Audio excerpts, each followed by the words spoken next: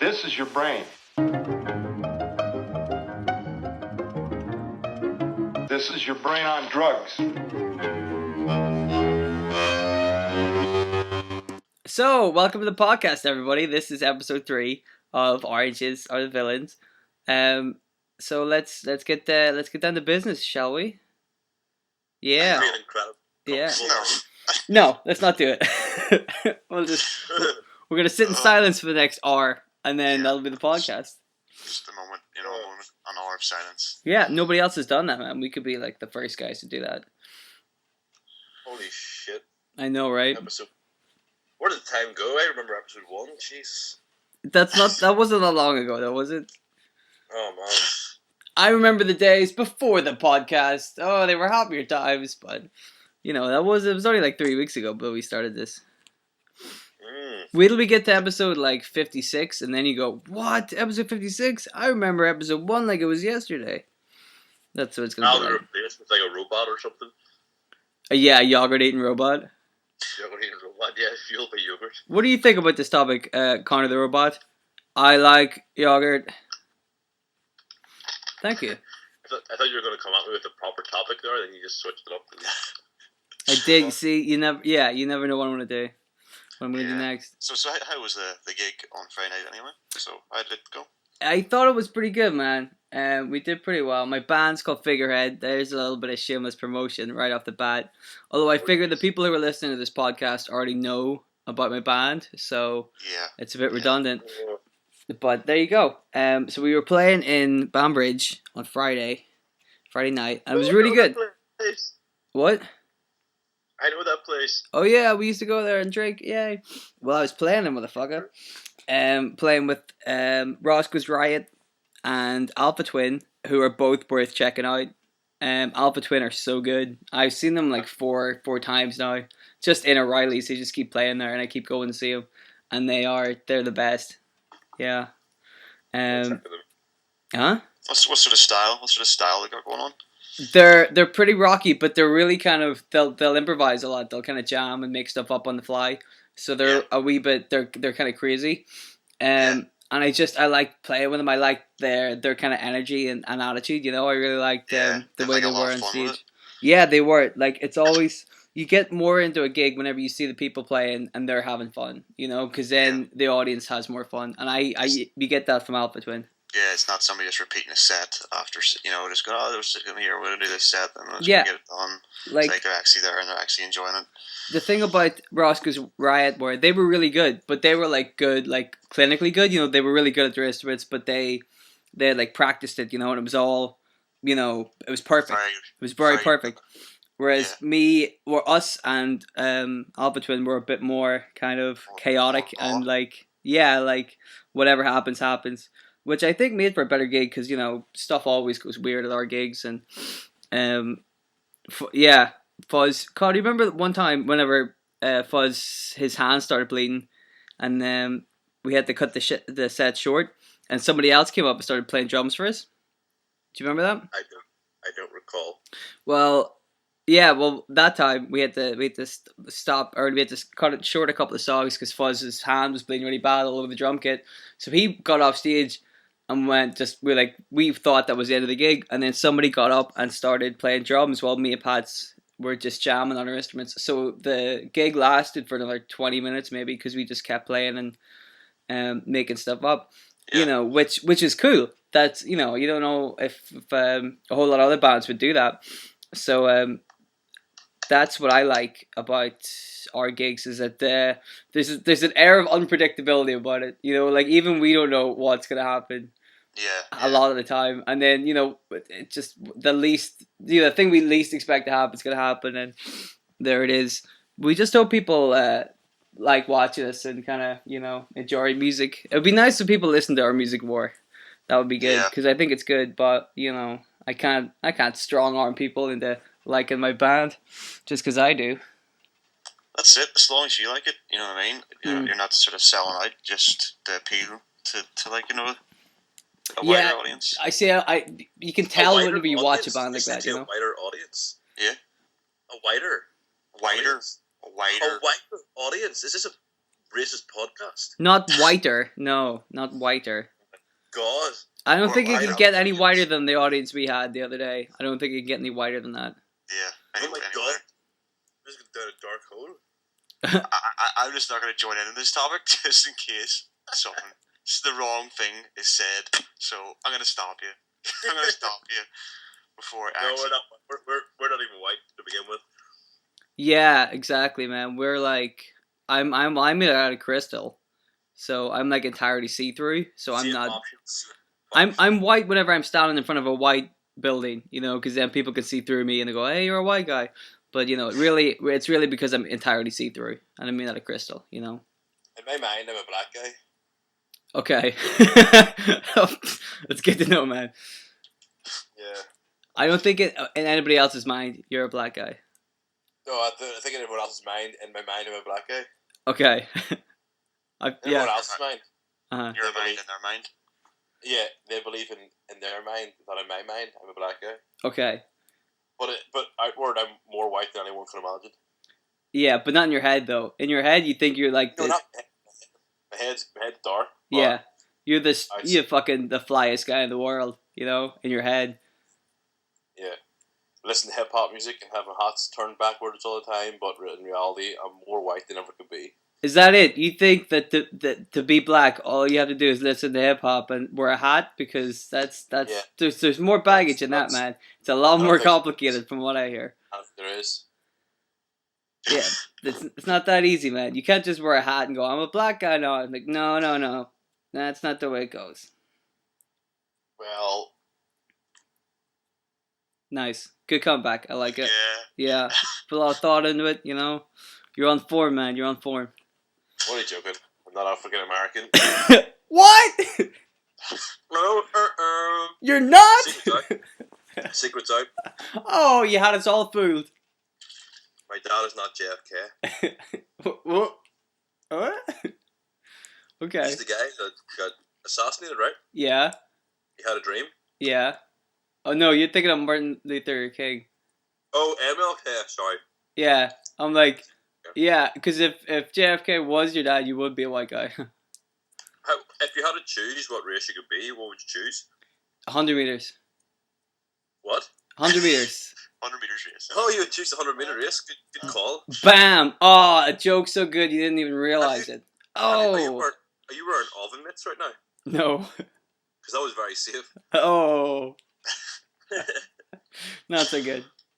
Oh. That's a good. No, Learn from the professionals, kid. Oven mitts aren't going to save you from everything, are they? No, oven mitts are going to save you from very little, to be honest with you. That is actually a good question. I think that actually is a good question, but like we'll feel wrong answering it. What? What would oven mitts save you from? No, if you could be a race, what race would it be? If Oh, you could choose- okay. If you like, you know, like in GTA, you get to like choose your character, and well, not all the time, but like in say like a game, you get to create your own character, right? So you're this is the character you control. That's strange. That's almost like if you didn't want to be you. Yeah, I think I think it's a bit much for three privileged white guys to go, "Oh man, imagine you could just change race and be somebody else." And like, we have it pretty sweet the way it is, man. I don't think. No, you know, I'm not saying it would be better. Just like some, like I know I would actually appeal more to. I was joking about the whole black thing, but I know, like their culture, I would actually my personality would more be leaning towards what people would assume a black culture would be. Well, that's the problem. Not just backward hats on like hip hop music, but like even in things of like what to watch, comedians, TV shows, movies, you know, the culture. Yeah, well, but it's very strange because it is still just the color. Yeah, it is. It is, but like that's exactly it, man. Like all that stuff you say that you like, and that's part of their culture. If you know that doesn't strictly matter. You don't have to be part of the culture to be in with that kind of entertainment. You know what I mean?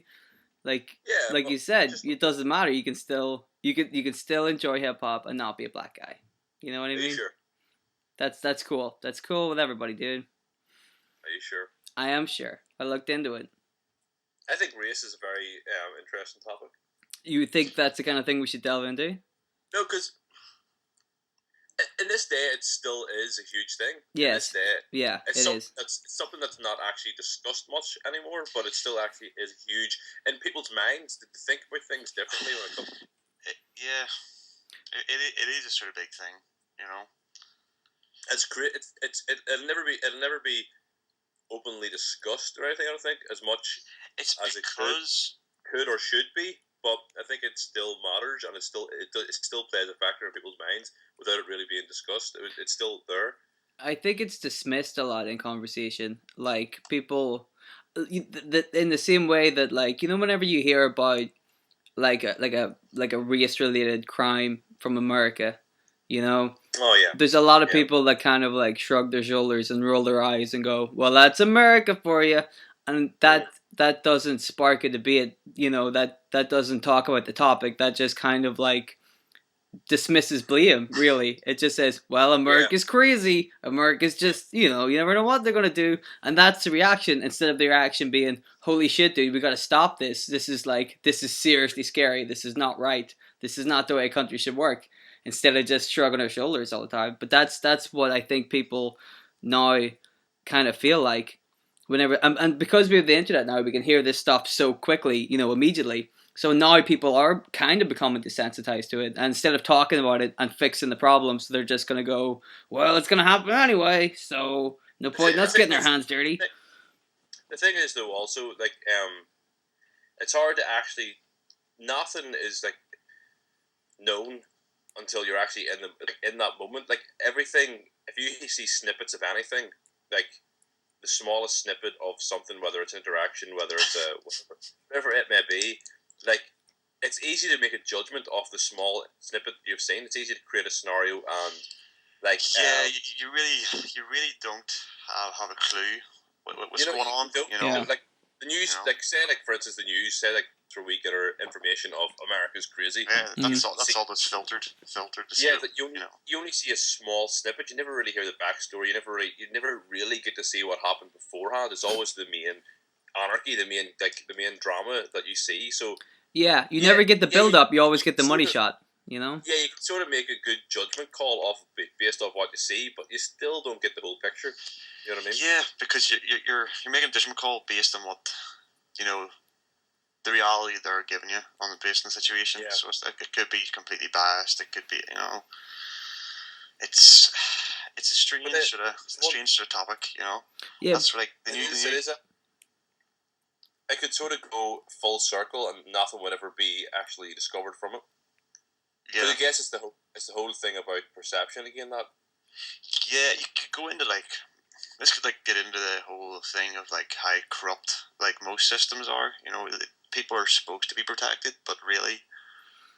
But then we discussed this in real life, didn't we? Like not as in the podcast in real life, no. But we were discussing this one night.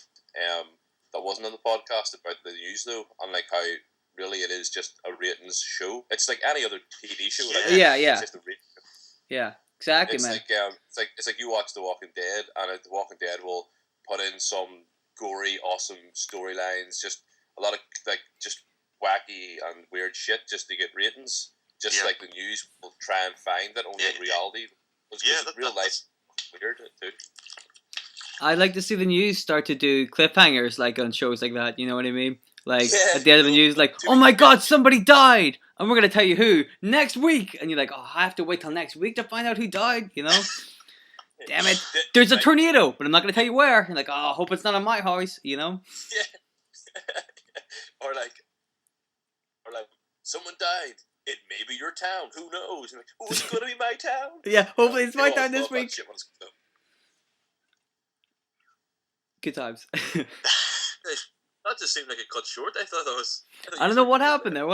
Everybody's like, well. You're supposed to sort of stop to let each other, I don't know, talk or something. We're too polite, you know that? You just moved it sort of instantly, so it's like. We're on the same wavelength, that's it. Yeah, that's it exactly. We're both eating the same kind of yogurt, and we've got like a mind link from the yogurt. Connor, what kind of yogurt are you eating? Oh, well, thank you for asking. Anytime. It is Tesco Greek style natural yogurt with protein powder in it. Hey, that's exactly the same yogurt I'm eating. How about that? Yep. That's Wow, You're that's all spooky. you're all about that protein, huh? I love my protein powder. Just Oh man, sprinkle it on protein. everything, you know. Yeah, here's a topic for you like that I'm quite interested in. Yeah. Sorry, Dylan, if you're not interested in the same topic, Well, can I but pause you since there? Can I just pause you there for 1 second? yeah, Are we done with the previous topic? what's that? The Yeah. news thing? Well, the news and the racism, and I guess. Ah, Yeah. Dylan, racism will sort itself out. Well, yeah, we'll come back to that, shall I we? suppose you could talk about like that. That's like information. You know what I mean? You're talking about like general, like how information is received and how Yeah. people use information. Well, the good thing about the internet is, like Connor was saying, whenever you watch the news, it's always kind of biased and it's always kind of like one-sided, and you always only hear the end of the story. But the Yeah. good thing about the internet is that you can hear about these kind of stories through like Twitter, and then you can very easily find out both sides of the story by, you know, a little bit of further research. So you can get like the headline on Twitter, and then you can, you know, with a couple of clicks, you can just go straight to finding the kind of information you need. Which maybe Yeah. the news like TV show should think about kind of implementing more. Which is, we can deliver you instant news right now, but more information can be found at these links, and they provide links, and then people can go and check out the links and get the full story, which the news might not be able to, because one, they've only got a certain kind of time to fill, and two, like we said, they're very ratings opinionated, you know. Yeah. That's what I think. It would be awesome if they actually cared about us, like, you know, like the genuinely supplied information. If they genuinely felt like it was like It's going to make the world a better something- place. Yeah. Yeah, like it's something that we should have. We should know it. You know what I mean? Like Yeah. It's unfortunate. It boils down to money. It really just boils down to money. That's it. Like, you know, like if sadly, sadly, I've realized though. Like sadly, I've realized that most things, like when you get older, most people you come interact with, mostly is money. It's Yeah. like the drip factor. yeah. Yeah. That's the And case. I want to. Sorry, I want to like. Oh, I had a like encounter during the week, talking to someone, and like, it was pretty much on the lines of like the competitive nature that money drives, you know. Mm-hmm. And I'll not get too indulged in it, like, because who knows where this is really going to go? Probably not nowhere, but you never know who hears things, you know. So I'm not going to mention any names or any direct quotes, but pretty much the nature of the encounter was. Tell me what he looks like. Is money is pretty much money driven, and how it turns people into this competitive beast that just completely strips away their feelings of humanity towards other people. And like, whenever you don't just strip away humanity, you strip away like other things connected to that. Like, you know, like it revolves around something that I love. But it's annoying whenever something you love turns into, you have to deal with people that try and make what you love into this competitive, money-driven thing. Mm-hmm. And I just walk home just thinking, like, holy shit, it's just everything these days based off money. It's empty. There's people just see other people as, like, not dollars, I said dollar signs in America, but like pound signs, you know what I mean? They just look at people and just see pound signs and just see what sort of money they can get from people, you know, like, and fair enough. Money is a token to get by, but like there should be more to looking at people than just how you can get money out of them. You know what I mean? Well, here's the thing, man. Like, we all know that we don't need money. You know, like we live in a world now where we can totally we know that it's possible to live without money, because there are people who live without money. You know, and not, you know, like other, like in you know, like the Inuits or like the Amish, or, you know, like tribes in Africa and stuff. They don't have money, but they're fine. They're super awesome. And even in this country, it's probably pretty possible to be able to get along without money. I just think it's so weird that we do prioritize about that more than a lot of other stuff. Like, it's a weird system. Again, going back to the system, but it's a weird system we've kind of got into, where we all talk about how we need money, and it's the one thing that's fixated on us. And then, you know, we've got other people telling us how much we need money as well. Like, that's why we think we need money, is because everybody else tells us we do. You need your money, you need a job, you need to be able to buy a house, you need to be able to afford blah blah blah blah. We get told this all the time, and so that's why. Well, in fairness, though, that's actually not overly accurate, because like no one these days. No one now that I'm like 26, no one really actually tells me the import. I think that's just something built within you now at this age. But no one really would tell me, "Oh, you need money, you need a house." I just sort of have these ideas and beliefs of my own, but not you don't really get force fed as much. But no, but I and you're mean, never like really everywhere, there's people like you go. The people at your job, you just like casually talk to them and go, "Hey, what's up?" And they're like, "Well, we gotta, we gotta put the hours in. You gotta work. If you go to the bank, if you go anywhere outside, I guess, and talk to people, they're gonna tell you about money. And if you like, whenever I was yes, ages yeah, ago, when I was talking yes. about quitting my job, they're like, "You can't quit your job. You need money."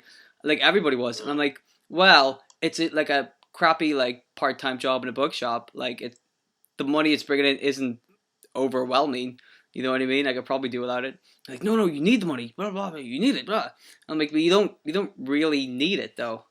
It's nice to have, but you can definitely get away with like not having that much money. You know what I Yeah, mean? without having that minimum wage job. Yeah, you can get by. It's not going to be like a life of luxury, but then I wouldn't want a life of luxury anyway because that's a bit too decadent for my tastes. I'm a very simple man. All I like to do is just sleep a lot.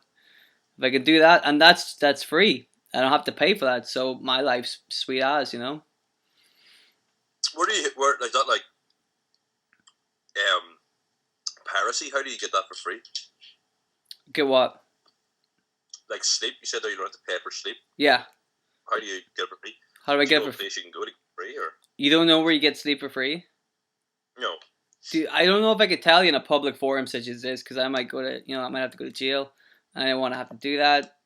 So I'm just gonna have to keep it to myself. But hey, after the podcast, I'll tell you. But you tell anybody. All right, that's a secret between you and me because I don't want everybody having free sleep. You know what I mean?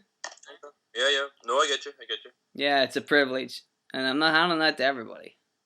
No sir. Man, that'd be so awesome. Free sleep. Yeah, well, that's the future, man. That's my life. So, Gaddis, I'm assuming if you could pick a race to be, it would be Hispanic, right? Hispanic. Well played, well played. Oh, we're sticking with this, are we? Is this a legitimate question?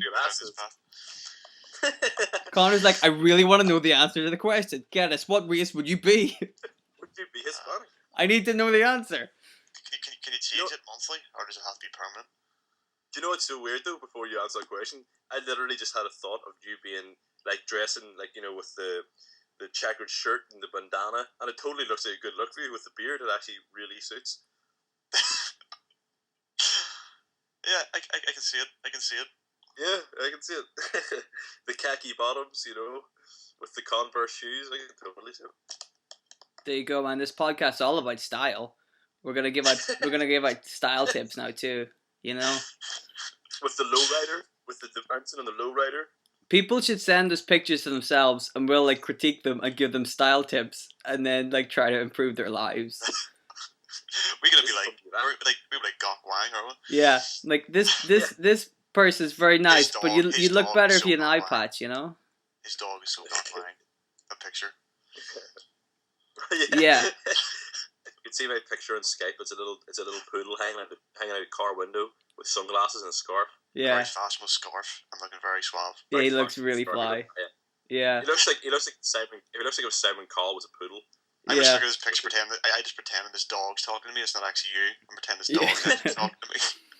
He looks like a James Bond villain who's just ordered a hit on somebody. So he's watching the hit from the car. He goes, "That's right." I wish everyone could see my little poodle. That's perfect. Such a cool little dog. But in other news, I was actually thinking about this earlier. Not race, but a similar sort of topic, similar sort of question. I thought, okay, so the way life's not promised. Like everyone's most people are aware of this. We kind of live like it is. Like we kind of live like, oh well, I'm gonna go to sleep. I'm gonna wake up. I'm gonna go to sleep. I'm gonna wake up. I'm not gonna die ever. But in reality, you could really take a hit any time. So like, what if you were more aware of death? What like more extremely aware, like really crucially aware? What would you? Is there anything you would change right now? Well, yeah, that's like samurai type shit there as well. I think the samurai should have really embraced death. They actually almost acted as if they were already dead, so they never feared death. We told me that's really interesting. Yeah. Yeah, it's like, yeah, you have a lot of cultures that do that. There's a lot of cultures do embrace death. Quite. A lot of we have a big fear of death here. And everything's like, no, don't. You have to fucking prevent it. It's gonna happen. Well, yeah, but I would just like to say that the fear of death is kind of legitimate because that's pretty scary. It is. You don't want to die No. prematurely. If you're gonna die from old age, and it's natural death, yeah, you're fine. But you want that. Yeah. You're not gonna be like, embrace death and jump out in front of a car. Here's the thing. I believe, let's stick to this topic, but I actually believe in reincarnation. I believe when I die, I'm going to be born somewhere. I'll not be aware of this life whatsoever, but I believe I'll open my eyes again somewhere in the world. As like a butterfly or as a human? No, I don't actually think I think as another human. I think I'm just going to experience life again, only in a different format. But you're gonna have no recollection of being a dog wearing a scarf. Oh, this ties in. This ties in with pick your race, doesn't it? You're like. Oh, he's trying to predict what race he's gonna be when he dies. You're gonna be yeah, you're holding out that you're gonna wake up black. Fingers crossed. I am going to be Barack Obama's great grandchild. I assure you now. Okay. Well, the problem is none of us can check. That's going to be the problem. None of us are going to be able to check. You're not going to be wake up and realize, go, oh yeah, that's right, I was right, because you're not going to know. Yeah. Also, because we'll probably be dead too. So. Life sometimes can be so chaotic and rushed that it makes you believe that I was here a little bit longer than 26 years. I've been around before in the 1800s or something. You think your life is dragged on so bad that you feel like you've lived since the 1800s? 26 years? It feels like 600 years. Gotta get up and go to the gym again. That's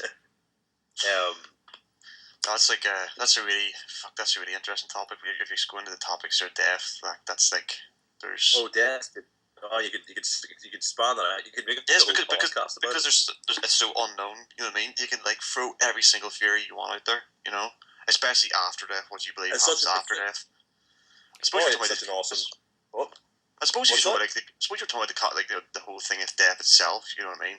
If you're talking about after death, then it's very broad. You could go into that, but I suppose you could talk about people's attitudes to death in general. There's a lot of things. I was watching C.T. Fletcher, My Magnificent Obsession. It's a documentary on C.T. Fletcher's life, and it was interesting because he talks about how he actually died. He died a couple of times on the operating table as how to get open heart surgery. So he's actually, not that he'll ever remember it anyway, but he's actually went to that stage where he has no life left in his body before he came back down again. And I started thinking about it, and I was like, whoa! It's got me thinking. It's holy shit. Just on that topic. Yeah, it's the human mind in general as well with death. I think we have a lot of sort of mechanisms to sort of to cope with it, and I don't know sometimes I believe that maybe religion was formed and reformed over years. It's just a way for us to deal with it. Well, that's true. The reason religion is a thing is just to explain all the stuff that we can't explain. 2,000 years ago, people didn't understand a lot of stuff, so they wrote it all down and said, oh no, it was God that did all this. And they have little explanations for all the stuff in the world. And then the Bible managed to creep back in. Because they didn't know what all the stuff was, Exactly. Tread lightly. Alright, well, I'll go back to talking about death then, shall I? Let's talk about death. Why can't you be more optimistic and positive like me and Gaddis and just talk about death? Okay, I'll talk about death. I'll talk about death, shall I? I think that He's a death apart. Yeah, I'm gonna rip him a new asshole, man. Death's a bad thing. I'm gonna fuck death up. You know what I mean? You were talking about how you think you're gonna be reincarnated. You think that's what's gonna happen when you die? You're gonna get reincarnated. I don't have a high belief in that. But you'd like that to be true. No, I don't even like it to be true. I just believe that. I wouldn't even necessarily like it, and I don't even have how can you have a high belief in something that you will never ever comprehend or know? But Yeah. it's just something that I have a feeling about. Okay. Well, let me tell you what I think death's like. All right. I think death is like a dream. I think no. I think that once you're dead, right, you've got like we don't understand like how crazy big the human mind and the human Yeah, consciousness is. this is really good. Like I you continue on, like, but like I sort of had this sort of like same sort of like idea, like a place sort of a good while Yeah. ago. So well, you can listen to what I say, and then afterwards you Yeah, can go, yeah. I agree. Yeah, exactly.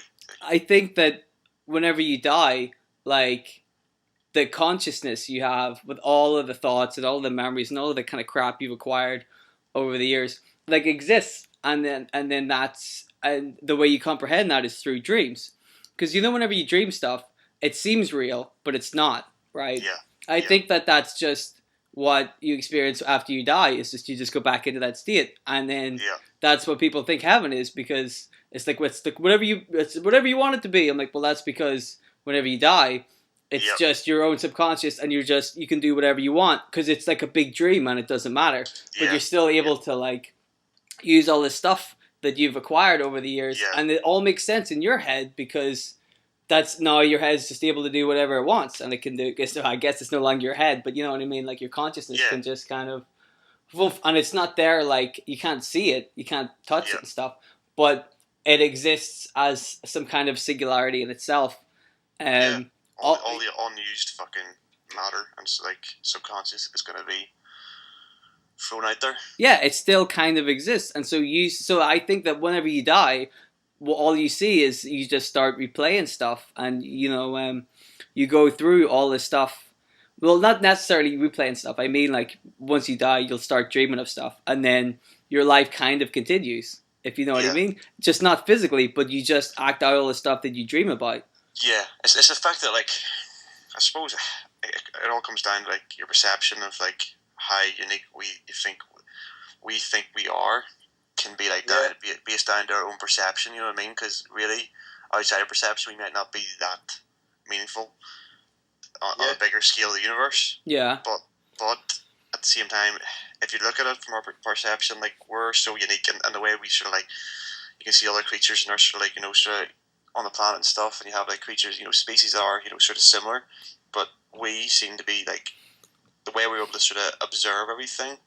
And you're saying about the mind, our minds are such a unique sort of, like, especially the brain, like scientists and stuff look at different parts of the universe and stuff, and still like the human brain is just like it's just insane. It's just insane. How much there is to it. Yeah. And so you were saying like about like dream stuff. Dreams are like mad. Dreams are completely like they're so fucking like crazy. Like sort of, and that whole idea of like it's almost like dreams are maybe like knocking on sort of like knocking sort of death's door, and then when you do die, as you're saying, there's all that energy still there. So especially regarding the mind, and you don't. There's so much to it. That's like it is a really good way of thinking about it, and it does have logic behind it, and it's just like sleep. Like I often ponder like dreams and that, and like that your mind after you've shut down is in sleep. But like when you think about it, sometimes you walk around dreaming anyway. Like you're playing a life. You're like imagining things and playing a life in your head, and you're consciously awake. So it's almost like your eyes are shut and your body's resting, but like all those thoughts anyway you're having, it's just manifesting into something else after you sleep. Yeah. Yeah, exactly. It's like it's not that. You should keep a dream diary. You should try keeping a dream diary. I used to keep a dream diary. Whenever I was in tech, my final project was going to be based on dreams I'd had. So I kept a wee dream diary of little dreams I had. So I wrote them all down so that I could pick which ones I really liked. And some of them were just, I can't remember them all now, which is a shame because I had to give it into tech as coursework. But what I do sometimes do is I will write my dreams down. If I remember them really, really well, I'll write them all down and post them online just to remember them. Shit about yourself that you didn't even realize by doing that. Cause, like sometimes you think, oh, it's a big pile of crap, but the more you write them down and like sort of like analyze them after, and you see recurring patterns and stuff, you can sort of go, fuck. I realize this is the back of my mind. Some of them This is a funny thing. Like I don't know like how far I should indulge into this thought or whatever, but like say like I didn't even really think about a certain person in a certain way. but I would dream about them then. Like say, like it could obviously this is in the topic of a girl, but I could dream about a girl, and like I've never really had much thought about them or whatever else that I thought of anyway. But like in my dream, I like went with them, and then later on in life, I would have ended up going with that girl that I dreamt of. Not saying it's one singular part. Like it could have been. I think it's been on a couple of occasions. You know, which is just a strange. I don't know. It's strange. How strange is it? Your mind's sort of conjuring it up, and then later on in life, it kind of. I don't think it's strange though. I think that's your head. Whenever you dream, because I've noticed this as well when I wrote them down, is that your head kind of like picks up on stuff that you are thinking about. You just don't realize you're thinking about it as much as you are thinking about it. So then whenever you dream, this kind of stuff comes out, and then you're like, well, that was on my mind, but I wasn't really like thinking about it like that. You know what I mean? Like you notice stuff that you had been thinking about, but it's been taken out of context and kind of twisted up, and then you're like, this is weird. But it shows that it's still on your mind because you dreamt about it. You know what I mean? Exactly. Like I think sleep is also it's also an opportunity for your brain to sort of find what it needs and what it doesn't need, and then you can probably use your subconscious to help it. Yeah. So and that could be a mixture of what the dreams are doing. Dreams are sort of trying to write what we're working with here, and then I think mad. Like dreams are like a DVD player in the back of the car whenever you're on a long road trip, right? Because whenever you go to sleep, your body shuts down and your body's there for like 8 hours and it doesn't want any distractions. It wants to stay there for 8 hours and just get to the end. So it goes, okay, while you sleep, you might get bored. So here's some funny pictures, da da da da, and then you get distracted by them, and then you forget about sleep till you wake up again 6 hours later. I literally think your brain runs out of ideas sometimes as well. Like I remember slept for ages, and I can remember you go to I didn't realize I'm talking really loud. Was it you slept for ages, and next neighbor is probably going, what is that mental shit talking about next door? And then and was it you go to sleep and your first sort of hours of sleep, you maybe have a dream oh fuck, that was in the back of my mind, but then maybe after about 10 or you've had a 10 or 11 hours sleep and you go, oh fuck, I'll go back and sleep again. I think your brain runs out of ideas, and then you start dreaming this complete shit. I would disagree. You're you think all dreams are sacred? No, but I feel like what I feel like is if you wake up, here's the thing: if you wake up and then go back to sleep again, and then wake up a second time, you'll remember the dream from the first time you fell back to sleep, but you won't remember the dream from the very first time. Do you know what I mean? Yeah. Like if you sleep from 10 till 8, and then wake up and then go back to sleep at 8:30 and sleep till 10 o'clock. You'll remember the dream you had from 8:30 to 10, but you won't remember anything from. Dreams are very vivid. But you won't remember anything from 10 o'clock till 8. That nighttime big long dream, you'll forget all of that. But the tiny little thing you had from when you woke up the first time from this till you woke up the second time, you'll remember that one. So that's what I do. I'll wake up and then I'll go back to sleep so I can remember those dreams and write them down. Yeah. And I think those dreams are so vivid. I don't think they're. But again, maybe that just differs from person to person. Yeah, I've just had. I can just remember having nights where I did have there's some nights where I wouldn't remember my dreams at all, and maybe you assume that you didn't dream, but then you're actually oh shit, I did dream. For some reason you actually suddenly remember. Yeah. I think you have to almost try and prompt yourself to remember as soon as you wake up. Yes. If you stop thinking about it for more than 5 or 10 minutes, I think after you wake up you're gonna forget it. But there's sometimes you're sort of prompted oh that's right, I had a dream about that last night. Something prompts it. You're or you're going, I was thinking about this before, and then you don't even realize that maybe it was because you were dreaming about it. Yeah. And I just remember there's certain instances where I did have really deep sleep and had real sort of lucid dreams, and it was sort of really I was able to remember those because it was whoa, I'm in a really deep sleep here. This is completely mental how real this dream seems, and then those making sense, but then getting to the stage where it just being a completely mental dream, and I suppose I'm just falling it off, so sort of saying, oh yeah, that's just completely mental, that made no sense. But I suppose there could be undertones of stuff there that does have relevance. I really like the mental dreams though. I used to have a couple of recurring dreams all the time when I was young. It was always two different people. I always dreamt of either Michael Myers or Pinhead chasing me, and I used to hate going to sleep because I was like, shit, one of these assholes is going to be chasing me in my dreams again. Constantly. I used to have a recurring dream when I was a kid. I'd rather You ain't sorry. I'd rather it be Michael Myers than Pinhead, because Pinhead would literally fuck with my sleep completely. Because Michael Myers, I'm like, okay, shit, I can outsmart him in some way. I can run away real quick, whatever it may be. But Pinhead, I was like, fuck, this is his world, not mine. I can't manifest these dreams at all. He is in control because it's his world, because he's everywhere. So like, no matter where I am, he is going to appear like a motherfucker in front of me. So but it's your dream, though. Maybe teach your kids, though, that not to watch horror movies from a young age, because... Oh, definitely do. Just like, get all in it, that like, imagination going mad. Get it going mad. No, yes. Then all I had was Freddy Krueger, Michael Myers, Pinhead. Just tell your child, if you don't go to sleep, Freddy's going to come for you. No, Gaddis, it's not for the kid. I was one kid. It's not fair. It's a motherfucker. I can't watch. I probably still to this day can't watch Hellraiser, simply because if I think if I watch Hellraiser, that some shit's gonna happen in my sleep later on that night. So really like I just stay clear from the box that he's got, from his fucking Pinhead. Is we stand there? I don't even try. Is we stand there waiting for you going? It's been quite a while, Connor. I heard like later in life he turned face. He was a baby face later in life. Down the line he like helps people in the end. So like maybe it's not all bad. That's what you tell yourself. No, I did. I ended up reading all about like googling the whole thing. I actually got really interested in isn't Hellraiser or Pinhead like a comic based thing as well? I haven't read it if it is.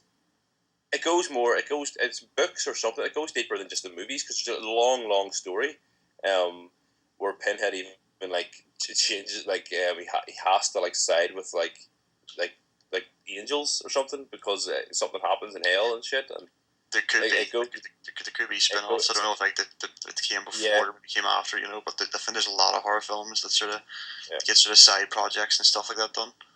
So maybe now if I dreamt, you'd be like, shit, dude, I was so sorry for a lot of crap in the past. Like, I doubt he'd apologize. I doubt he would.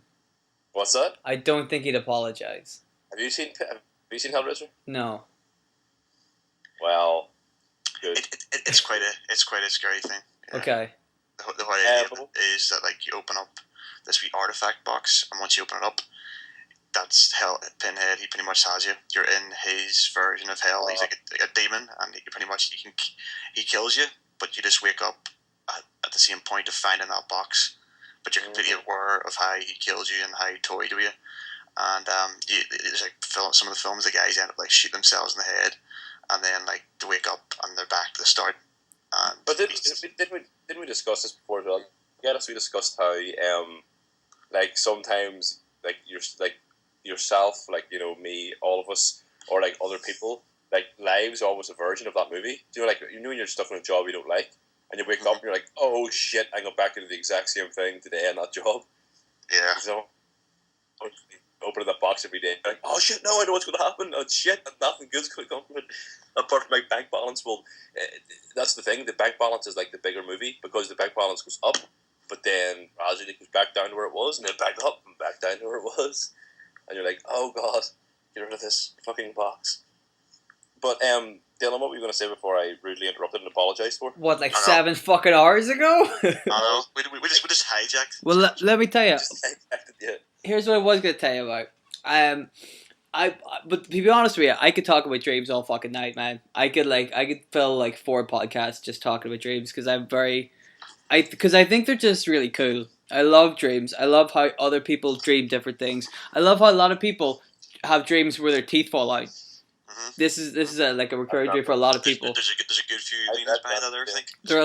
There are people who kind of dream where like a couple of their teeth have fallen out. This happens to me all the time, where I have dreams where my teeth fall out, or 1 or 2 of my teeth are falling out, and in my head I'm like, well, this is it. This is not a dream. My teeth have fallen out this time. And then I wake up again. I'm like, fuck, that was a dream. Or your teeth are loose. You go, oh shit, it's really loose. Yeah. Like, oh no, it's like, no.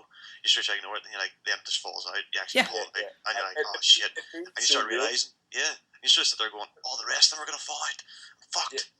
You start imagining like your real life without your teeth. You're like, well, that's it. You know, you kind of just. It's supposed to be. I think one of the meanings behind it is like I think it's your hopes and dreams. I think like there's a couple of meanings behind it, but I think that could be that there as well. Losing your teeth, you think you're losing control of all that. I don't know about that one, but see, sometimes there's two or three meanings. I think there's a good few meanings behind it. Well, some of them, like when I read my juice back, I can find a lot of meanings in them. A lot of the meanings I think in mine are that I consider, like I assume, but like I think a lot of people my age do this, but I assume that I am invincible, and I think that comes out in my dreams, because I've talked to people about this before, and apparently this doesn't happen with everybody else, but in my dreams I die a lot. Like I get shot and stabbed, and all of the time, right? And and then that's just what happens. A lot of people, like in their own dreams, they don't die so much, but in mine it happens all the time. Sometimes what's really cool is I'll get like a stab wound or something in my dream, and then I'll wake up and then that part of my body hurts in real life, and I'm like, oh, that's what my head was telling me. It's like, why does his side hurt? Oh, he's probably been stabbed. That's what it is, like your brain actually believes that it's happened. Yeah. So it's But also, what happens in dreams is sometimes if it's like a really bad dream, if it's like a kind of scary dream or whatever, I know it's a dream. So then, like in my head, I'll go, I don't like this anymore. Do something else, and that you can like force the dream. You can just stop it and start it whenever you want, which I really like. I like to just like ride a dream out for a long time, and then I go, this has gone on too long. I don't like the end of I don't like where this is heading. Change the dream, do something else, and then I'll just be kind of like warped somewhere else, and then a whole new fucking dream happens. I think all of this stuff, I love all of that kind of crap. I think it's really interesting. Like lucid dream and having control of it. It's fucking. They're like having those dreams are like brilliant. Oh yeah, man. But not though when you're in one of them and there's something sort of sinister. You feel something sort of sinister is going to happen in the dream, and you sort of go, shit. I don't have control of this. There's something going on. Like I'm gonna see something here. That's usually whenever I tell my head to like pull out of it. But sometimes that's helped me. I can remember going myself going, "This is a dream." I'm like, right, I'm supposed to wake up now, and then I don't wake up. I'm like, shit, this hasn't happened before. Usually, when I go, "This is a dream," I can just literally wake myself up. Yeah. There's been a couple of times we've been in such a deep sleep where I actually wake. Like, I'm just like, no, I actually can't wake up, and I'm like, shit. I had a dream a couple of weeks ago where. It was like one of those horror films, like I Know What You Did Last Summer or something, where a bunch of teens get together in a wee like beach house or something, because there was like a big party in this beach house, and then so it was like a big like party on the beach. We were outside, and then we went over to somebody else's like beach house where there was another party, and then if you're like on the outside of a really large group. Like there's a big group of people, 200, 300 people in front of you, and you're in the outskirts, and something happens, and you don't know what happens. You can only see, you're trying to look into the crowd, but you're not like directly in the middle of the occurrence or the incident, so you don't really know what's happening. You just see people running away. Well, this is what happened. Is I'm in the back of this group of people who are all partying, and then just it all kind of splits, and everybody starts running away, and then there's like one guy with a gun, and I'm like, oh, this isn't good. That's like the worst thing you want to have at a beach party, and then you're like Kenny from South Park, but in your dreams. Yeah. Well, no, but I avoided it though. And like he was shooting at other people. I'm like, oh, this isn't good. So then but then the dream kind of progressed where I just got into a kind of funk, and I forgot about the dream just kind of like glossed over that fact that a man was knocking around with a gun. It glossed over that. So we went back to my house at the beach. We're all like, it was me and this was like. Late on at night, so a lot of people went home. So it was me and two other women, I think, were just in this house. Wink, wink. You know what I'm saying? It's a good party. So the two ladies go into the living room, and I'm in the kitchen, and I'm like, this is turning out nicely. I like the way this is going. And then I kind of in my head I go, hey, you know what? You know who I haven't seen in a long time? That guy who was outside with a gun. And then I turned around, and that guy from earlier was there with a gun, and I'm like, oh god damn it. Like, you're fucking back again, you cunt. But then that could be Whoa! Don't derail me yet, because you always do, you dick. So what happens is then the guy shoots me in the head like immediately, right? Shoots me in the head, so I like fall to the ground, and I'm on lying on the ground, and everything goes dark in my dream. Everything goes dark, but then I can still hear the two women in the lounge like talking away. So for like 20 minutes, I can't see anything, but I can still hear them talking. So I'm totally dead. I'm dead, and I'm just a corpse, and I can hear this conversation, and they're like, he's taking a long time with the tea, isn't he? Did he drop a cup? I heard a really big bang. They're just like talking about the TV and shit, and I'm like, I'm dead. Come into the kitchen and look at me. And then after that, after about 20 minutes of listening to them talk, like the dream just, something else happened. You know what I mean? It just changed, and then I was no longer dead. So that's it. Maybe you're deep down, you're like a psychopath or something. I wouldn't say deep down. Yeah, well, okay, not that deep, but no. maybe you're a psychopath. But don't you I think it's so cool that your head kind of comes up with all this stuff. I'm like, this is so awesome. I don't even have to try, and then look, there's a whole play right there. I think that that does seem like something that does mean something. Like, that's quite an obvious dream that means something. Like, what does that mean? You guys tell me what you think that means. Well, like the two women are obviously like, two women. Like, what do guys think of most is like success and women Nintendo. Women. Sorry.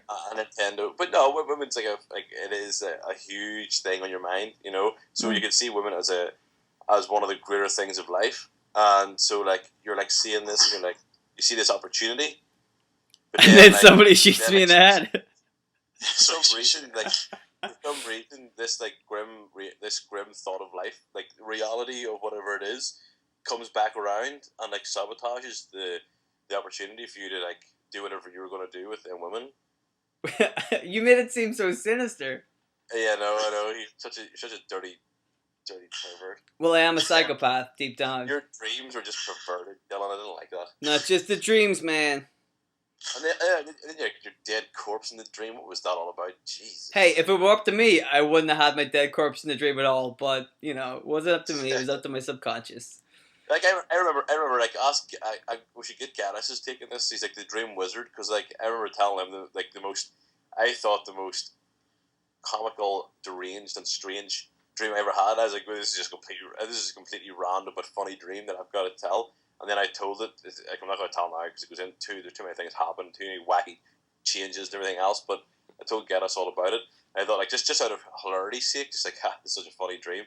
And then, like, within seconds, he went, well, that could mean... And I was like, holy shit, that could totally mean that. That actually makes complete sense. Okay. And this is just a crazy, bizarre, hilarious dream. And then out of it, he made this, like, complete sense within seconds. I suppose that's whatever way you look at it. Because there could be other dreams that you're like, and, it doesn't make any sense to me, But that one, just I was able to pick up, on different things. But it was like literally I didn't even think it was possible to dissect it. But within like literally seconds of me telling this, just telling the story for story's sakes. Yeah. And not expecting analyst of the story. You just like within seconds went, yeah, that could mean. I was like, what? You're actually getting the meaning? Holy shit! Not only is he getting the meaning, it's actually making sense straight away. Yeah, I don't even know. Like, there's obvious ones like the guy with the gun and like. This was not obvious. This was not okay. Sorry. I don't know. Like that could be like maybe like trying to get close to people. I don't know, like big crowd of people. You're just going, oh fuck, there's loads of people, and then like the guy with the gun's like, nope, this isn't happening. And then you're like, right, I'll try and get close to these two girls. And then the guy comes along, he's like, nope, it's not fucking happening. And guess what? You're gonna get shot in the head for trying. To be fair though, every time I do try to get close to women, somebody shoots me in the head. Anyway, yeah. I mean that happens in my life. I mean it's a real inconvenience, So it's probably like metaphoric more than anything, though. It's not like. But maybe that's how serious it seems. You know what I mean? He shoot you in the head. Yeah, I get shot in the head a lot, man. But I think it's funny. Like when I wake up, I'm like, that's an awesome dream. I find them really like funny and interesting. Like I think other people, if they had a dream where they died, they'd be a little bit freaked out. But I wouldn't. I'm like, that seemed nice enough. It was, I got the list. I was fine. I was happy. I was happy lying on the floor. I had no problems. Good life, man. Good life. I could dig being dead if that's what it was. That's all I'm saying. You know what I mean? Well, if you're dead, it won't be you digging. The rest of the people will be digging. No, they wouldn't. They just leave me in the kitchen. Like, I ain't cleaning that shit up. Yeah, like leave him there. Yeah, he'll be fine. We could use him as a coaster. Yeah. People come over and go, hey, what's that dead body on the floor over there? And go, you know how it is? You just can't be bothered to clean it up. Like, yeah, I know, man. Happens to me all the time. And then, like we did, went full circle. Now we're back to death, and something that I didn't touch on death. Something I didn't touch on in death was, this is something I've regularly thought as well. Do you know, like the way, like a big celebrity or athlete or superstar of some caliber, they have a big career and like it's celebrated and everything else, and then at the end of it, they announce, this is it. You know, I'm getting too old. I don't really have the same like passion for it, or I've just lost whatever it is that made me that good, or whatever else. So they decide I'm going to retire. So then they retire, right? And then everyone knows like this is the retirement. Everyone's been waiting for it. Everyone like it's coming to the end, and then they have their big thing. They have their big match, their big game, their big show, their big finale, whatever it is. And then everyone applauds and claps. And no matter what bullshit they thought about, they could have highs and lows throughout their career, and they could be really like ridiculed and put down for something shameful that they were done. But then at the end of it all, everyone's like, that was a great career, and everyone's clapping, writing stellar reviews about them, and it's just celebrated. Their whole career, their whole thing is celebrated. And I think, wouldn't it be awesome if like we went, holy shit, that guy's dead, but god damn, what a show he put on, clapping. Like, no, you don't see anybody. You don't really see like it's not a scene that you would see whenever they retire. People like just crying and like everyone wearing black and hanging their heads and I suppose like it's not like Irish tradition. Like, sort of, like, wasn't that the wake you go to like after everybody goes and gets pissed afterwards and sort of celebrates it afterwards. So you suppose you do sort of have that there. Yeah, I suppose in a way like you do. People start. So at first you feel kind of bad for like seeming joyous at a funeral, but like someone maybe has a good moment or a good story to tell, and then people's like, oh yeah, remember that, and then people's laughing because everyone's sad it's over. Like I remember like a great loss of mine was Breaking Bad whenever it ended, and and that hit everybody hard, didn't it? Yeah, really, right in the feels. No, it's not because this person's not going to be back anymore. But I mean, holy shit! If you want to go deeper, there's a lot of things in your life's never going to be back anymore. You know what I mean? But there's just like places in time or whatever you want to call it. Things are never going to return. You're never going to be that age again. You're never going to do this or do that in the same way again. In a sense, I think death is more a symbol than a definitive ending. It's more of a, you know what I mean? It's not like a definitive ending. It's always going to be more like a lot of times in your life. Like there's a great like people didn't really like True Detective season 2. I found, but I did. And, I watched it. So you were just about to like completely throw in a big pass. Yeah, he was. It's not a big spoiler. The guy hates spoilers or anything to do with spoilers. I'll not even say who says it, if it was a main character or minor character. Connor's like, I had to fucking say this. He's like, this fits in so well. He is determined, isn't he? You can't stop him. This fits in so well. I'm just going to be like, not listen. I'll not listen. You just like speak. I'll leave it. I'm a huge believer in no one spoiling anything ever. But you know what this will do? This will make everybody want to watch True Detective season 2 now, because they're going to have to find out. Watch True Detective season 2? No, Colin Farrell and Vince Vaughn. I don't know how you can't like that duo, but anyway, there was a great speech. Now I cannot say it on this podcast. So this podcast has just went down 3 ratings because we cannot say what it was said on True Detective season 2. No, but it was pretty much. It's pretty much touching on what I'm talking about. Is the whole thing of like death. Like you a lot of times in your life you've already died but it's not like, oh yep, your life ended, but certain parts of your life did end. So it's like transformation and change. Like death is. What's that quote that Walter White says in like episode 1 of like Breaking Bad? It was great. He said like life is like chemistry, and he said it's the death and rebirth and transformation. It's like, it's totally true. You listen to that there and you're like, yes, And then some people just have longer lives than others. Like some people are still living the life they've been living since they were like 16, and they're like 26, 27. And it just so happens that they're like old in age, you know, like they're that old in that time, you know. But yeah, that's me. Like years really don't mean anything regarding like changing his person. You do a lot more 1 year.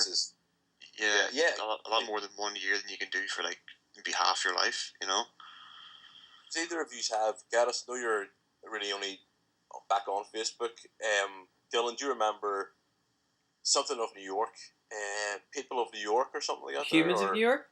Humans of New York, yes. And there was one, I loved some of those things, but there was one that really stood out with me, was they interviewed this girl, Gareth. The Humans of New York is pretty much, this guy became famous for going around New York, taking a picture of people, just people on the street. And asking their story. Yeah. Yeah, he'll ask them something interesting about their life, and then he'll put their photo up on Facebook, and then write a little bit of writing, whatever he picked up of, but there was this woman, and she said she believes like life is like seasons, like we go through seasons, so she thought, why not just go through seasons faster? So she'll like try to experience more, and it's just something that really hit with me, like the changing of seasons, and she's like, why not just make it go faster? Everything's tied in. Yeah, everything's tied in. Like that's like it's really interesting way of looking at it. Like, yeah, so life's like seasons, and just she's like, the more she experienced, the more seasons are going to pass, and it's like, I thought that was a cool way of looking at things. Yeah, you have winter, like lots of life dies, but in springtime it it begins to come back again, blooms again in summer. So even at that in itself, that is showing that that there sort of shows the whole thing of spring and summer. Life at its fullest, and then like winter, you have like a lot of death, but it's not really final in itself. It's just one extreme to the other. And it's getting to a new place. Yeah, exactly. It's necessary. It's necessary for full circle. By the way, I shout out to autumn. I absolutely love autumn. Autumn's like my ultimate. I actually feel so good in autumn time. Like it's like my favorite season by far is autumn. Oh yeah. Yeah. It's a nice time of the year. Yeah. Like you said about nostalgia and stuff. Like for some reason I get real nostalgic around autumn. Yeah.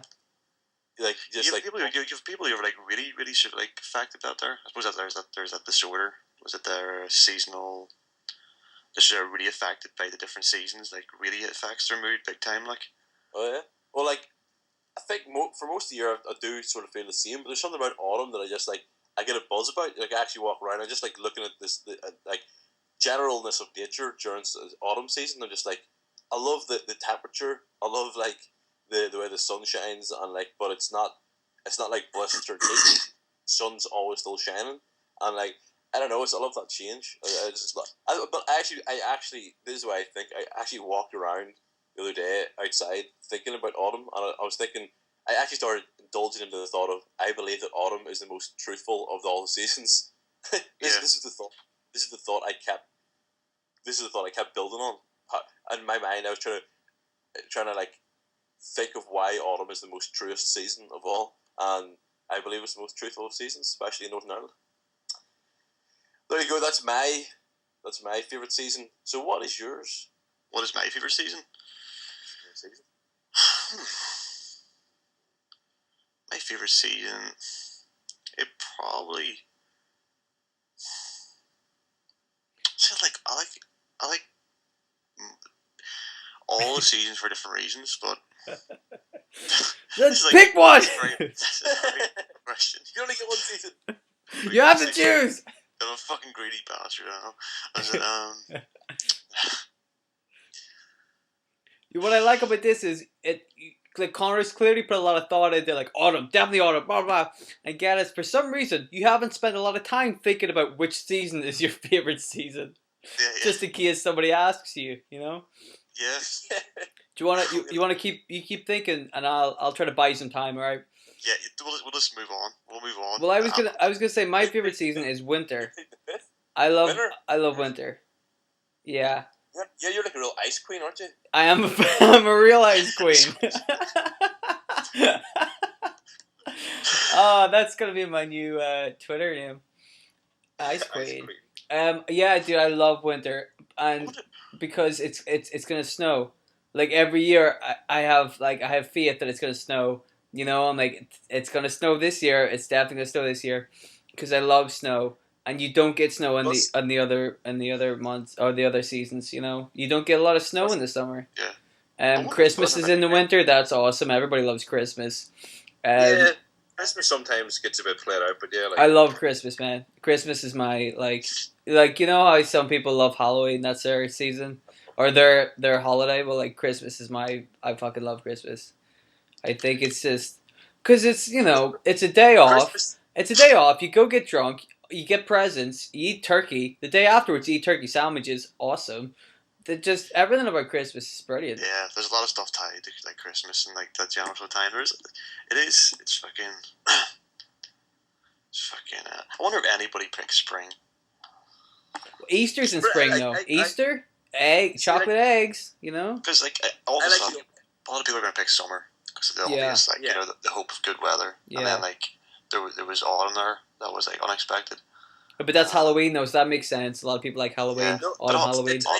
Halloween is probably my favorite holiday, but that's not even why. It's like but all the other stuff as well. Yeah. You know, like the leaves changing, and then I mean, autumn's nice. It's got like. I could make a whole podcast just about autumn. Yeah, dude, autumn's got a good look to it. You know. The variations of color. I suppose like the colors are like really cool. I love red. I love red. I love autumn. Yeah, but I quite like the there's a bleakness to winter, and autumn has a kind of like almost optimistic nature to it. Like the leaves are changing color, but they're not dead yet, so they're kind of like something good's gonna happen. And then by the time winter comes along, it's like it's too cold, you're all gonna die, and then they all kind of like mope around, and you know it's bleak, and I like that because I'm a very bleak person. I'm an ice queen, apparently. Oh, ice queen. Yeah, so hashtag ice queen. We got a new hashtag. Yes, hashtag ice queen. Fucking brilliant. Dylan, I was having this thought. I think you're like the blonde Edward Scissorhands.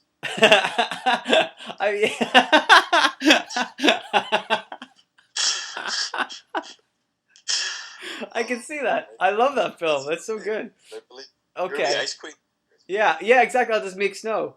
I'll make my own snow. I'll just like cut up a load of ice and sculpt it into pictures of me looking sad.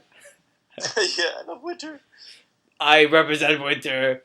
And yeah, also, you get a lot of good films coming out over winter as well, you know?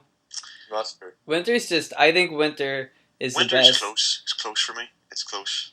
But it's not the one. I mean, it's close, but it's not the one. Don't know. That's what you're saying to me.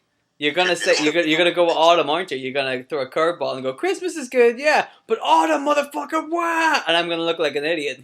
Connor's gonna. Dennis, I think you're turned on by winter, but like your one true love is spring. I have a feeling you're leaning towards spring. Yeah. I'm near. Yeah, I nearly am. Well, tell us about spring. Tell us about spring, man. I don't know. Oh, dude, we gave you so much time to think about it. Yeah. Is it the lovely lamb? It's the lovely lambs.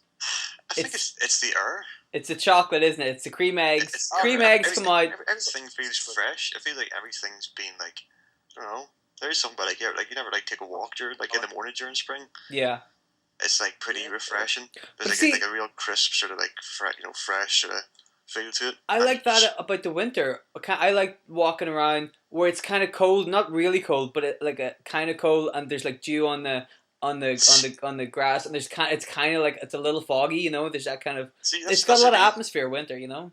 That's what I mean. That's why I'm sort of like you've got winter there as well. I'm making a good case for winter, aren't I? Yeah. Yeah, I'm really pushing it, man. We should do a poll to see who what everybody else's favorite season is. Yeah. And then we'll talk about the results, and then talk about how everybody is wrong, and the correct answer is winter. And see if all these people who select summer are the same people that bitch about it being too warm. Oh, don't even get me started now, man. I hate that. Geez. I hate people who complain about it being too warm in the summer and too cold in the winter. And it's like the same people. Yeah, it's like these are the seasons. We know what the seasons are. This is what happens. It's warm in the summer sometimes, and it's cold in the winter all the time. We know this. Don't complain about it, right? It's gonna happen anyway. Enjoy it. Yeah. Enjoy it. Yeah, what the fuck, man? Dylan, do you know what I believe winter is? I believe winter is the Donald Trump of seasons. Don't you dare call me Donald Trump, motherfucker. Yeah. Oh yeah, I'm going there. Donald Trump of seasons. Don't you dare compare me to Donald Trump. My hair is like 86 times better than Donald Trump's. I'm getting full ice queen on you, my friend. Don't make me go there. Don't make me go there. But that's don't you do it. Oh no, you didn't. of winter, especially winter. Winter's always gonna kick your ass with the cold, and I guess that's what I like about winter, because all these ones that go like, people bitch a lot about summer because they're like, I just wish the heat would come, and the heat comes, and it's too warm, and they've just got all these different they put all these expectations on summer. They put so much on summer, but everyone just knows. You're like, here's winter. What up, winter? Because like they know winter is just gonna, like John Cena. He's never gonna change, and that's the winter. That's a better comparison, I think. Why didn't you lead with that? Winter's just gonna come. Winter's gonna come along. He's gonna kick your ass with the cold, and for a long time people go, "Please, winter, just don't be so cold." And he's like, "You know what? This is who I am. I'm cold. I'm just a cold season. Get used to it. Deal with it." I feel like it's like an endurance test. It's like, listen, you want the good stuff, you want the summer, you want the Easter eggs, you gotta sit through the winter, alright? You'll get there eventually, but you gotta go through the goddamn winter, and it's gonna be fucking cold. You know, you gotta deal with it. I like that. I can admire that kind of spirit. Winter's good spirit, man. Winter's just the best. Fact. See, like, this reels back. If we reel this back, like, we got into this good topic, like winter and stuff and seasons. Like, this like stemmed from like death, didn't it? Yeah, I can't remember. Which it makes sense. There's death is tied in with seasons, so it makes sense. Okay. I suppose the whole thing, the Grim Reaper not like supposed to be like, you're like the whole thing with the scythe. The whole thing was linked in for the harvest, and then the whole thing is the Grim Reaper is supposed to be harvesting, like people. Yeah. Yeah, so there's I suppose that's symbolic in itself. But you probably look at a lot of cultures. There's probably a lot of cultures and a lot of traditions you could probably look into. They're probably like pretty cool. That actually fucking like go into quite a bit. Their own take on it. Or yeah, even, like it's not they don't just like Christmas time itself, like the Christmas day itself, like it's a celebration. It's Christmas for me is like, I don't know. It's like pretty much the same every year, and like people put so much high hopes on Christmas. I don't know what it is. I suppose it's what you make it. It really is what you make it. Like, don't get me wrong. There's a lot I love about it. Like, for instance, my family would never really be around the kitchen table at all during the year. Like, at all. Like, let's call it different eating times, different working times, whatever. Different. I just take my food to wherever's the handiest place to watch stuff, like watch YouTube or watch TV. So like we're never around the table, but like we're always on Christmas, and like that's a good feeling. Like, so that actually stands out more in my mind than gifts, because gifts you're never gonna get your ideal gift. You're in your head is never gonna reach the expectation you have in your head. But like that moment of like your whole family around the table and stuff, like that's pretty much the truest thing. And it's the truest thing. The happiness really is your connection with people, and hopefully your family. So yeah, and that is why winter is the best. Yeah. But there's more to Christmas though. There's loads more. But that's what I like about it. It's not just you feel like you got all these expectations, but really when you think about it, it's just a good kind of day to relax. Because for us anyway, we we do presents, and like you say, you never get what you really want. But then if you just don't worry about that, if you just enjoy the whole giving presents and receiving presents kind of thing, it's a lot of fun. Because then you get to see, even if it's a bad present, you get to see. And you get to see people's face, and you get to see how they react, and then that's okay, because right after that is the dinner, and you eat you go to town. You go to town on that dinner. Doesn't matter how many people are sat around you. I mean, it's good to have your family around you, but you are just gonna eat whatever the hell you want that day. I feel like I'm probably hibernating when I'm doing it. Yeah. It's a beautiful thing, isn't it? You have snow outside. You're just sitting in your cave, and you're just fucking eating everything inside. And for the next 2 to 3 days, you're just gonna do the same thing over again. Yeah. Dylan, you're putting a hard campaign for winter. You're really making me nostalgic and thinking about this whole winter. But that's why I love it, man. And then after that, because it's Christmas, I usually get like video games or whatever. So after all the food, like all the old kind of guys go into one room and sleep it off, and then all the younger kids go and play video games for a bit. Then we all start drinking, and then just like having a lot of crack, and then nobody goes home till 2 or 3 o'clock in the morning. That's Christmas for us. It's just a good. Screwing around, it's a fun day. That's what I like about it. Like you guys say, Christmas is what you make it. Well, no offense, fellas, but we make it awesome. So if you guys want to have an awesome Christmas, come to my house because we're gonna fucking knock it out of the park. That's what I'm saying. My fondest Christmas memory, actually, looking back, was my wee brother got me a speaker. Like a speaker that doesn't need plugged into the walls. You can just take it anywhere. Yeah. So like I took my phone outside with my speaker, and you don't know who C.T. Fletcher is, but I put C.T. Fletcher on YouTube, put my Christmas hat on, and just started lifting weights like for about an hour out the back on Christmas Day. That's it, man. I had built my own squat rack because my brother and dad are my brother has a huge love for cars, and my dad's a mechanic, so we've always got like tires sitting all around the driveway.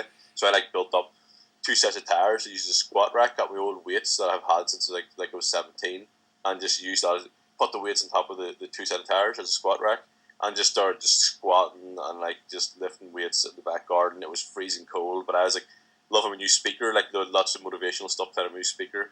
Lifting weights, it's a good time. It was a really good time. That's it, man. I'll tell you what my favorite Christmas moment was. And earlier you were saying you never really get what you really want for Christmas, right? But my favorite Christmas moment was the one time in life whenever I did get exactly what I wanted, and you're just the happiest fucking kid in the world because I got a copy of Pokemon Blue, and Pokemon. What? And I got Pokemon Blue, and it lived up to everything. I'm like, oh, I was so happy. Like it was perfect. It was just, just to be able to. I'd been waiting for so long, and then I got to play it, and it was on Christmas, and just everything was right with the world. It was just perfect. I got a Game Boy Color for Christmas. I remember that. I remember having like the Pokemon Red, Blue, and Yellow, the Pikachu one. Oh man. I got Pokemon Blue, and I didn't even have a Game Boy. That's how bad I wanted to. Like, I had a Super Nintendo, and it had a machine that you could plug Game Boy games into it. Yeah. So I played through that. So I didn't even have a Game Boy. Like, we couldn't. You couldn't have a Pokemon Blue and a Game Boy. You had to choose. You get one or the other. So I'm like, well, Blue. Give me Pokemon Blue, and I'll figure out how to play it later. But that's the total like Gaddis was saying about like we should speak on the nostalgia. That is a total like the classic Game Boy with the 2 A and B pink buttons. Yeah. And, like, the grey one. The grey one. The grey one. The big brick. I used to play Wario and a Krusty the Clown game all the time. Just Krusty the Clown and Wario. There's the 2 games on that old one anyway. Yeah. I played religiously, and like man, that was something. That was awesome. Donkey Kong and what was Donkey Kong? Nintendo, yes. I actually was it's so funny. Like I didn't even think about how much you actually think of nostalgic things until you said like it's like, for instance, I was on the bus during the week and I was looking out just and there was like ducks flying, just flying or whatever. And all I could think about as I looked at the window was like, God damn, Gaddis making me think of nostalgia everywhere now. All I could think about was me holding a Nintendo gun, the duck shooting game. Duck Hunt. Yeah. Duck Hunt, yeah, and I was imagining just having the Nintendo gun, just like shooting at the real life ducks with my like Time Crisis. Oh, Time Crisis, yeah. That's when you say guns. Oh man, childhood was awesome. Wasn't it? Like it was because you literally didn't have the expectation of money, job, whatever. All you did was create things from your imagination. So you played games off your imagination both in like consoles and in real life. Like cops and robbers used to run around with your hand as a pistol, just shooting. My hand is a pistol. Yeah, you had arguments like I hit you, and they're like, no, I ducked that, and you're like, no, I fucking hit you. Like who can actually tell who bullets come out of your finger? That's true. You used to like fucking run around like loving this shit. You would have to like fucking like eat this shit up. You'd be totally indulged and totally committed to a game of cops and robbers. Yeah. That's the whole fucking thing. No, I have like an invisible force field on. No, my force field's better than your force field. No, my force field's like. I have class 9 armor, so. God, I actually forgot about how fucking awesome being a kid was. It was like totally like the total freedom to let your imagination go wild and like just fuck like there was no connection of like any shitty systems or plots connected to you. It was just you and your friends running around doing stupid shit with your imagination. Like that's there's something to be said about that kind of lifestyle. Do that shit now, like, and you get you'll get like put in the stake for it. If you're running around like Belfast going, I shot you, I totally hit you with my gun. My finger gun. My finger gun. I totally finger banged you. Finger bang.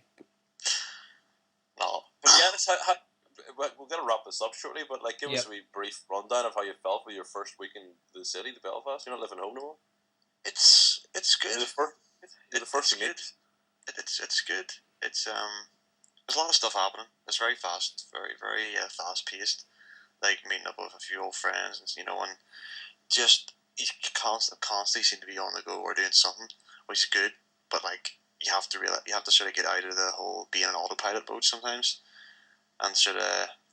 So as me really now, I'd say it's sort of like the last few days I've sort of been actually going, oh fuck, wait a minute, step back, because I'm very I'm going to a completely different topic here. Yeah, it's been good. It's been really good. It's going to take. I mean, like it's like that's actually interesting too. Like actually, your personality or whatever way you are is a factor in like your new environment. You know what I mean? Yeah. But yeah, the place itself, yeah. Fuck, it's just.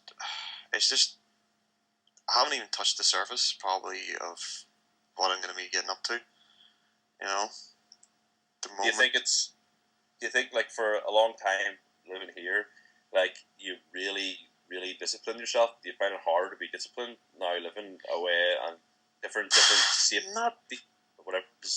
Not really, gone, because I sort of put methods into everything, so I'm sort of using that to structure a new routine for here, and the structure I've already put in place is working that well that that's why I go into autopilot, because I'm following the structure and everything just fall into place. It's like doing this, and get from A to B, this is doing this is planned out, and it is literally just because of like that sort of like the methods I would sort of use to sort of plan out days and make sure that stuff's done.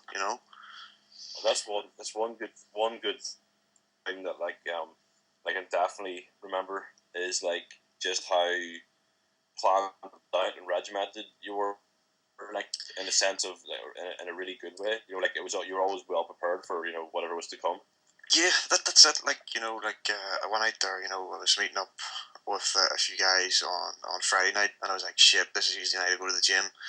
So, but I was like, wait a minute, I can be flexible about this. So went out Friday night, had a bit of crack, but Saturday morning, first thing, gym, got it done.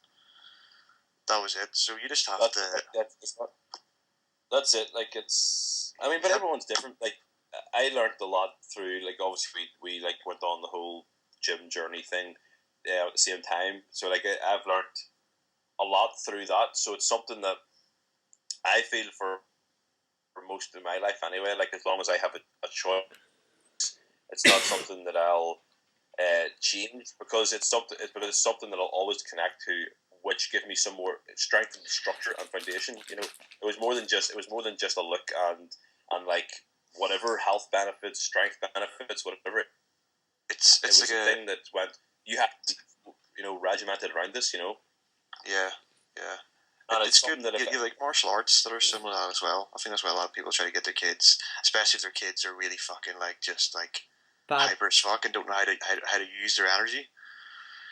A lot of people would get like their kids into martial arts and stuff to try and give them a bit more discipline, to like be more. I suppose that's all down perception, well, because people are like, oh fuck, just let the kids be mental. But I think though, like that was in a sense that was sort of like us. Like we weren't hyperactive by any means. We weren't hyperactive, but like I think we were young and kind of angst, like a lot of anger. Yeah. You needed a drive towards someone. Something like some people might like use that drive to like paint. Some people might use it with music. Some people might use it with their career. Some people might use it. You know what I mean? You need to channel as a human being. You need to channel yourself into something. Otherwise, I don't know. There's just no.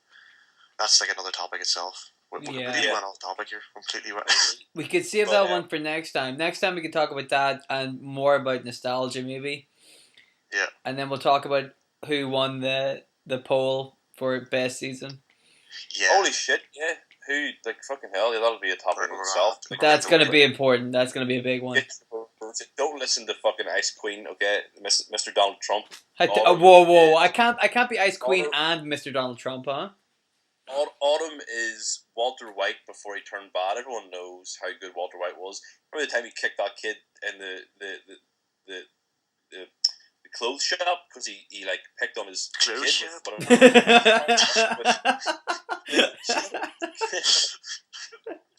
You're making a hell of a case, remember man. Walter White did, but like, okay, remember this. Vote on him. And you see Walter White stick up for his cerebral palsy son by kicking another kid in the clothes shop. But that is Autumn. Autumn kicks kids. That's well played. Okay. We've got the kid kicking season where Dylan's got Donald Trump. No. You're negatively saying that Winter is like Donald Trump to make people think that Winter's not worth voting for, and that's not fair. That's slander. You can't associate Winter with Donald Trump just to put people off. That's just not fair, man. You're ripping down Winter just to try and big Autumn up. Yeah, that's unfair. That's poor tactics. That's not fair. That's not sporty. Yeah, here's the lasting image I'm going to leave you with: Donald Trump carving your turkey at Christmas time. See, why you gotta be so petty, man? Why can't we just have a debate about the seasons instead of you trying to bring everything down with your petty, childish games and go, oh, Winter's a dick because it's like Donald Trump, vote Autumn because of clothes shop. No, we're not having it, man. You're being Donald unfair. Trump is like involved with money, and Donald Trump is deaf. What? There we go. That's the conclusion. That's the conclusion. No. Okay. I'm standing up for Mexico in this one. And I'm going to say don't vote for Donald Trump and his winter ways, and vote for the Grim Reaper because he loves you. In fact, now that you've said that, I feel like people should just vote for neither of us because I would happily see people throw their vote away for me just so long as it means they don't vote for you because you're being petty and silly, and I don't appreciate it. You're not that good of a guy. I think people will realize that Winter is the best. But what they'll do is they'll analyze all this information themselves. They won't listen to the negativity that you've been saying. They'll come to this realization on their own, and you'll realize that you've just been a silly fool. And next week you'll apologize for your silly behavior. I can imagine like little Gaddis supporter going, "Vote Spring!" Just in the background, like "Vote Spring!" Like, there's a place for Spring. It's the silent winner. Oh yeah. The silent winner. Yeah. We all. In fairness, I love and respect all my opponents, all my seasonal opponents. Mm-hmm. Apart from summer, actually, I actually can say Winter. Whoa, love Autumn. Obviously, I've talked Autumn up to the max, and I love Spring too. But summer, I'm kind of like meh. Summer, meh. I like summer. I like summer. Like, I don't know. I'm always like summer, meh. Oh, you're. You know. Meh. You're. Meh. Whatever, meh. Man. You. What, Gaddis? You got a call really late. Is it like 11:30? You've got to get a call. Don't know whether getting a call or not. I thought it was a scheduled like thing where you had to do. No. Do you get like a conference call almost? I was really late at night. I was like, that would be pretty shit on a Sunday, wouldn't it? Yeah. Yeah, Sunday night you're going to go to bed and like they've got all these people around you for a conference call. That could potentially happen not next week, but the following week, I think. Oh, fuck that. Anyway, like season 3, we're going to seasons now. Episode topics covered were race, death, dreams. Nostalgia. Yes, dreams. Yeah, dreams were a big part of it. Yeah, dreams were a big part of it. If anyone dreams tied into death, at least there was a bit of link. There was a link there. Yeah, you know? And season death, dream seasons, but. If anyone actually legitimately is listening and they want to comment on what race they wish they were born, what season they love the most, and what their dreams mean to them, well, more than welcome to join in. Also, man, if anybody's listening and they want us to talk about stuff, they should let us know, and then we'll pretend to talk about it. But then we'll just start talking about yogurt again. Yeah, you know? I totally I'm not going to talk about anything anybody else wants to talk about apart from what we want to talk about. Yeah, but they can try. But it'd be nice to hear about it, wouldn't it? Yeah, you just give us a topic, we'll try our best not to talk about that topic. Yeah, everything else around that topic. Yeah, well, that actually is a good way. That actually is a good way to do things. Like we had okay, here's a topic, and then just conjure up thoughts on it. But here's something with conversation. I like the idea of us going, here's a topic, but we can't talk about these things because somebody else wanted to talk about this, so we have to try to avoid talking about these things while talking about this broader topic. We could do that. But just before we're quickly wrapping up, before you called, I was I'm still new to it, new to sketching around for a long time. I just never use it, but so I was like, are these guys on? How do I get in contact with them? Anything else? So I just seen your name, Dylan Copeland, Darren Geddes. So I was like, double clicked it. But it just brought up like a text, like a text conversation that we've had. Yeah. And the picture was I just double clicked, and the first picture was Big Booty Belly just right on the screen. I was like, oh my god. Why you gotta bring it back 2 in a row? Why you gotta talk about it again, man? Dylan was like, I forgot about that. Now Dylan's going to dream about Booty Belly. Well, to be fair, to get this call to work, I had to double click on the conversation as well. So I also saw it. Yeah? Yes, I did. It still gets me. It's still hilarious. It's brilliant. It's something. But we should call this a wrap. It was good. I actually like the thought of even if people don't listen, because let's be honest, who actually listens? Nobody listens. Yeah, it's a good way for us to vent. And some people hate listening to people talk about their dreams, but hopefully we get the people that like it. Yeah. Hopefully we're dream lovers. We should probably put that on the start going. If you don't like listening about dreams, then just don't. I'm not going to do that. Yeah. If you don't have dreams and you're dead inside, then maybe listen, because this is about death. Yeah.